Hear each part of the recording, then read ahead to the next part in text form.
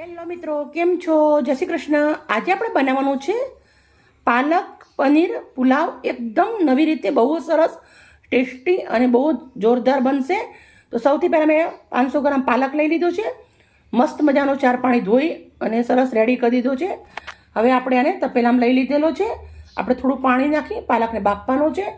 સાથે મેં 250 ગ્રામ ચોખા લીધા છે. બાસમતી ચોખા આવે 5 પાણી મેં ધોઈ નાખ્યા હતા અને 1 ગ્લાસ પાણી નાખી અને પલાળી દીધા હતા. 1 કલાક મેં પલાળી અને રેડી કર્યા છે. કેવી રીતે બનાવવું છે પૂરો વિડીયો. તો પેલું લેવાનું છે, એના અંદર આપણા પલાળેલા ભાત નાખી દેવાના છે.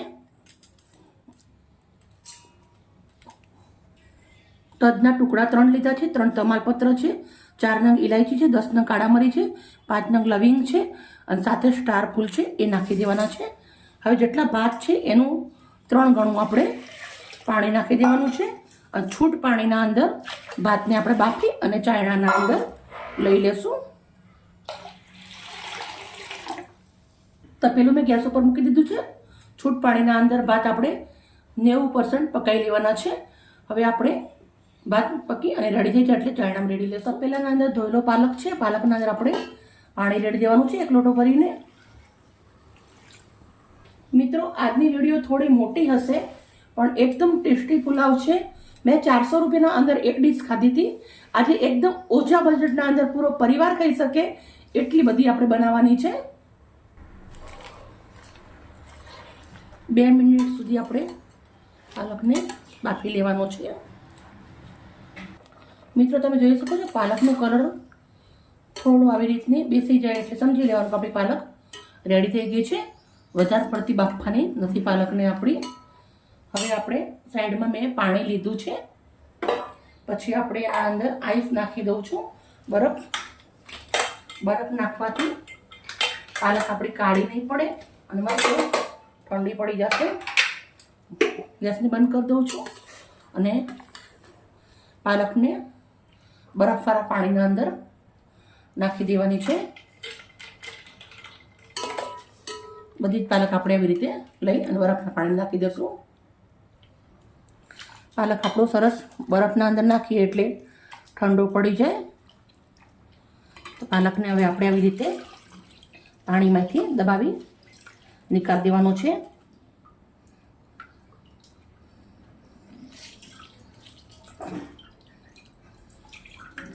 પાલકને હવે પીસી લેશું આપણે.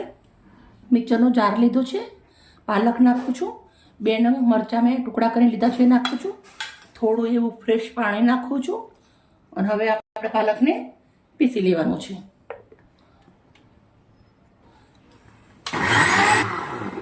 પાલક પીસી અને રેડી થઈ ગયો છે. પાલકને આપણે બાઉલના અંદર નીકાળી દઈશું. મિત્રો, તમે જોઈ શકો છો આપણા ભાત પણ રેડી થઈ ગયા છે. આપણે 80 થી 90% પકાવી દેવાના છે.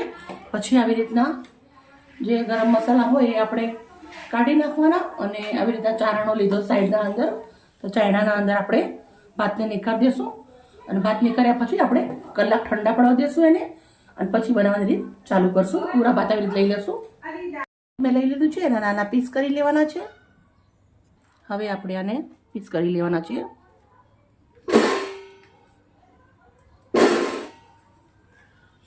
મેં 200 ગ્રામ પનીર લીધું છે, તમે ઓછું વધારે કરી શકો છો. હું આવી રીતે કટ કરી દઈશ.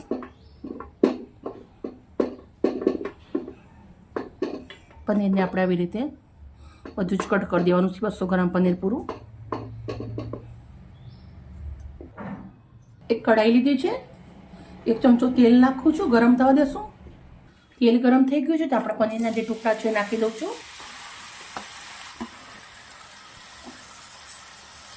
આપણે તેલના અંદર પનીરને સાંતળી લેવાનું છે. કલર ચેન્જ થાય ત્યાર સુધી પનીર આપણું તેલના અંદર સાંતળી લીધું છે.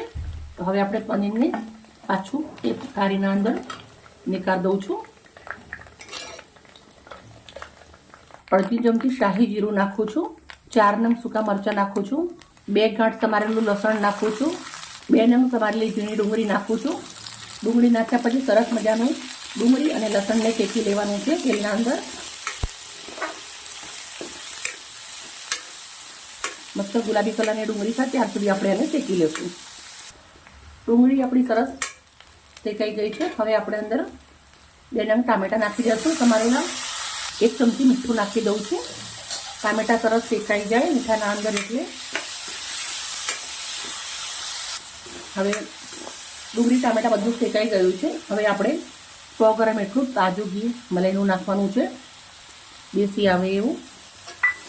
એને સરસ મજાનું મિક્સ કરી દઈશું. હવે આપણે મસાલા કરી લઈશું. 1 ચમચી કશ્મીરી મરચું નાખું છું, 1 ચમચી હળદર નાખું છું, 1 ચમચી ધાણા જીરું નાખું છું, 1 ચમચી મીઠું નાખું છું. કેમ કે મીઠું મેં ભાતના અંદર નથી નાખેલું એટલે આપણે પહેલાં પણ નાખ્યું હતું ને બીજી વાર એમ નાખ્યું છે. તમારા સ્વાદ પ્રમાણે નાખવાનું છે. મસાલા નાખ્યા પછી 2 મિનિટ સુધી મસાલાને આવી રીતે શેકી લેવાના છે. મસાલા શેકીને રેડી થઈ ગયા છે. આપણે પાલકની પ્યુરી છે એ નાખી દેવાની છે. સરસ મજાની મિક્સ કરી દઈશું. પાલકની પ્યુરીને 2 મિનિટ સુધી આવી રીતે મસાલા અંદર પાકવા દેવાની છે. પનીર આપણું શેકેલું છે નાખી દઉં છું. પાલક પનીર રેડી થઈ ગયું છે. હવે જે આપણી બધા જ ભાત આપણે આવી રીતે નાખી દીધા છે અંદર. સરસ મજાનું મિક્સ કરવાનું છે. પણ લીલા દાણા નાખી દઈશું આપણે થોડા. હવે આપણે દાણા નાખ્યા પછી મસ્ત મજાનો પુલાવને મિક્સ કરી દેવાનું છે.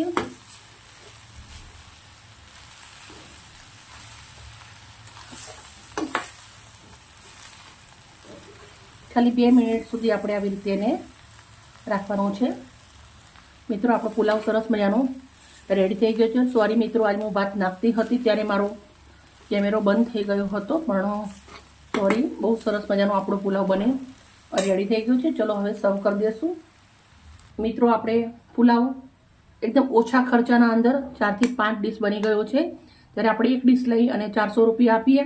આ 400 રૂપિયાના અંદર જ આપણે આખો પરિવાર જોડે બનાવીને ખાઈ શકીએ છીએ. એકદમ હેલ્ધી છે, સાથે ટેસ્ટી છે. અને મારી વિડીયો મહેનત સારી લાગી હોય તો પ્લીઝ રિક્વેસ્ટ કરું છું, મને એક લાઈક કરી દેજો.